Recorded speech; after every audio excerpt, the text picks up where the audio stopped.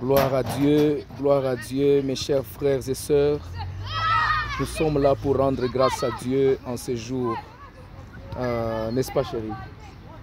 Oui, vraiment, nous rendons Pour grâce. ce qui s'est passé aujourd'hui à l'église, c'est que Dieu a dit en ce qui concerne la préparation.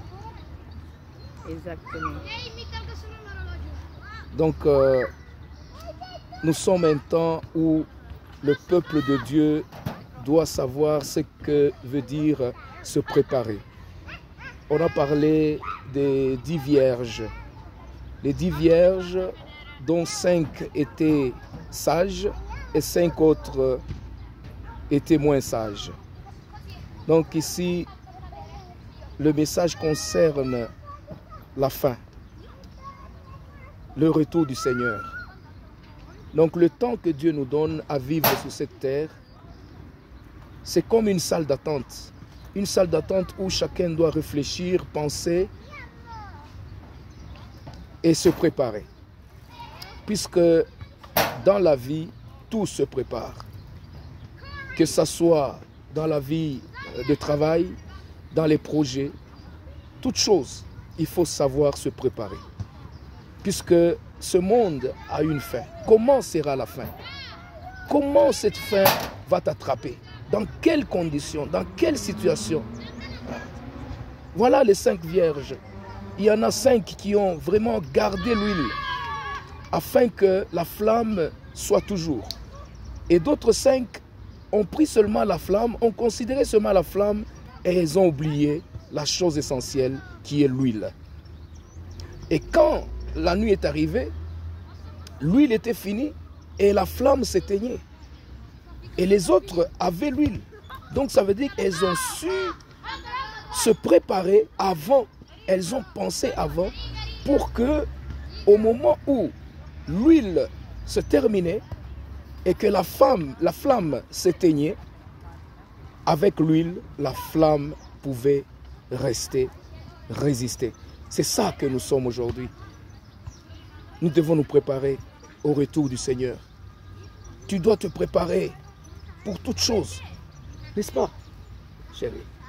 Oui, qu'est-ce que tu en penses de la préparation dont on a parlé, dont Dieu parle en ces temps de la fin? Oui, il est vraiment important que nous puissions nous préparer en tout. Comme dit le pasteur, en toute chose, il faut se préparer. Je me rappelle bien, avant notre mariage, il fallait se préparer pour affronter cette nouvelle vie. Sans la préparation, on ne pouvait pas accueillir nos invités, on ne pouvait même pas aussi rester dans une maison pour notre futur. Donc, il nous a fallu un temps où nous nous sommes préparés spirituellement, matériellement.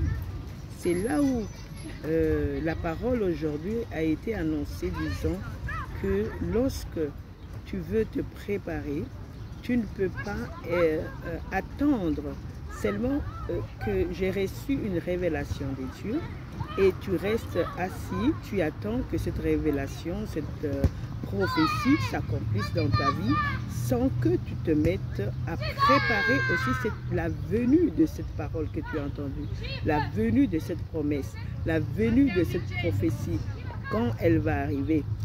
Il faudrait quand même que tu te mettes à l'œuvre, que tu te mettes à préparer cette promesse qui va arriver. C'est pourquoi Dieu ne nous appelle pas à être des paresseux, il nous appelle à être des actifs, de participants à cette gloire qui nous attend. Donc, si nous voulons vraiment attendre le Christ, attendre notre Sauveur, nous devons préparer le chemin pour son avenue. Alors, préparons-nous en toutes choses, spirituellement, physiquement, matériellement, pourquoi pas intellectuellement aussi, pour être à la page de ce qui se fait, pour ne pas être en retard aussi en d'autres choses qui concernent l'Église, nos familles. Amen. Et tout le reste. Amen. Que Dieu vous bénisse. Amen. Donc c'est ça que nous voulons faire savoir au peuple de Dieu, que tout se prépare. Le futur se prépare aujourd'hui. Vous vous rappelez que Dieu a donné la terre promise au peuple d'Israël. Dieu a donné Jéricho au peuple d'Israël.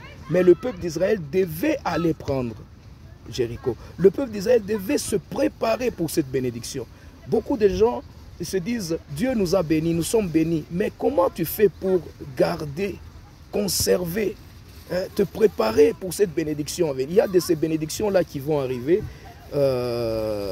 prochainement, peut-être dans une année, peut-être dans 2 ans. Comment quelle est ton attitude? Comment tu fais? Comment tu te prépares pour cette bénédiction? Voilà, mes frères. Donc, nous devons bien méditer, puisqu'il n'y a rien de grand qui s'obtient facilement. Même la journée se prépare. Quand on se réveille le matin, sans prier, sans méditer, sans réaliser que Dieu nous a gardés durant la nuit, et voilà le matin. Comment on peut préparer cette journée sans prier, sans méditer, sans mettre entre les mains du Seigneur la journée, l'année, le mois? Alors, prépare-toi, mon frère, prépare-toi, ma soeur. Jésus-Christ a dit, le voleur arrive à un moment inattendu. Et le Seigneur aussi arrivera à un moment inattendu, comme un voleur. Mais si tu n'es pas préparé, ça sera difficile. Voilà. Les 10 vierges. Et quand on parle des vierges, donc ce sont des filles, jeunes filles, qui ont encore l'avenir, qui ont encore la vie en fleurs. Mais il faut faire très attention. Quand on se dit on a la vie en fleurs, on ne sait pas se préparer. On voit seulement le présent, comment on est belle, comment on est jolie. On oublie que cette beauté va finir un jour. Mais il y a une vie qui nous attend, une vie éternelle, que Jésus-Christ est allé nous préparer. Lui, il est allé nous préparer. Mais que faisons-nous pour y arriver?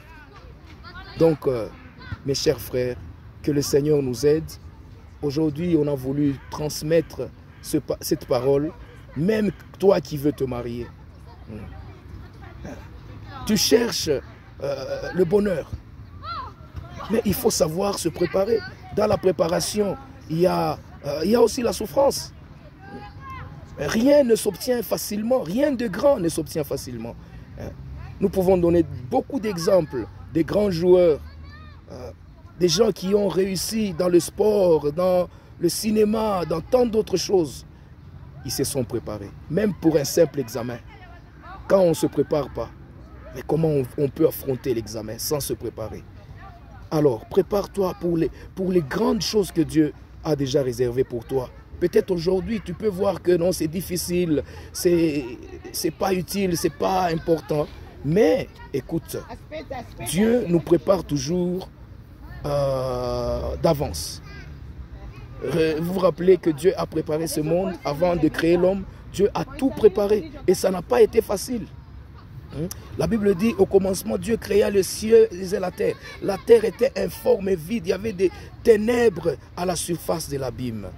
Mais l'Esprit de Dieu se mouvait sous les eaux. Mais dans ces ténèbres, dans ces tohu-bohi, mais le Seigneur a parlé. Le Seigneur a préparé avant de créer l'homme. Donc, toi aussi, moi aussi, nous devons nous préparer, n'est-ce pas?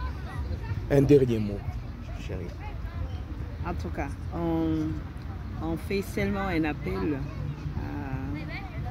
à nous rendre compte de ce temps que nous traversons, à être prêts, okay, comme dit la parole de Dieu, de nous préparer, d'être prêts afin d'accueillir cette avenue du Christ, n'est-ce pas? Et c'est très important lorsque nous sommes prêts. Et cette préparation est vraiment sur le plan spirituel lorsque Amen. nous attendons Christ. Oui, non seulement sur le plan spirituel, même sur le plan physique. Hein. Tu prépares ton cœur, tu prépares ton corps aussi. Tu te prépares vraiment à accueillir cette avenue, à rencontrer le Seigneur. Voilà la parole qu'il faut. À rencontrer le Seigneur. Donc, préparons-nous à rencontrer le Seigneur afin que notre joie soit parfaite quand on se reverra quand Christ nous prépare la place, n'est-ce pas?